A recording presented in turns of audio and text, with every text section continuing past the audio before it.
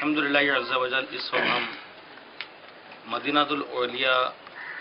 چٹوگرام چاٹگام کے بنگلہ دیش کے اس جگہ پر موجود ہیں جہاں 13 مارچ کو عظیم الشان فقید المثال عالی شان روحانیت والا برکت والا اجتماع کل ختم ہوا ہے۔ الحمدللہ اللہ رسول کا کرم ہے، اولیاء کرام کا، صحابہ کرام کا فیضان ہے یہ الحمدللہ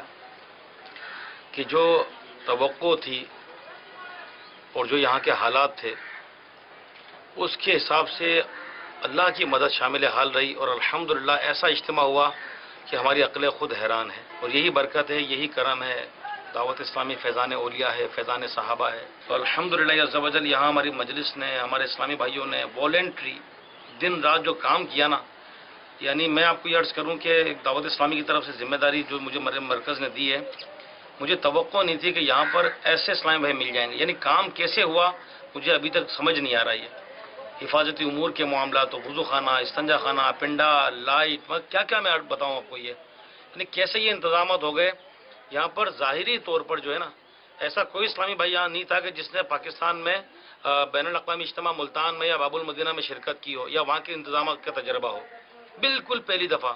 اور ایسے انتظامات کیے، اللہ کی رحمت کے عقل سمجھنے سے باہر ہے الحمدللہ۔ اس میں میرا یا ظاہری طور پر ہمارا کوئی کمال نہیں ہے، اللہ رسول کا کرم ہے۔ بس اللہ قبول فرما لے، اللہ ہمیں اخلاص دے، امیر علیہ سنت کی غلامی اور دعوت اسلامی میں اللہ میں استقامت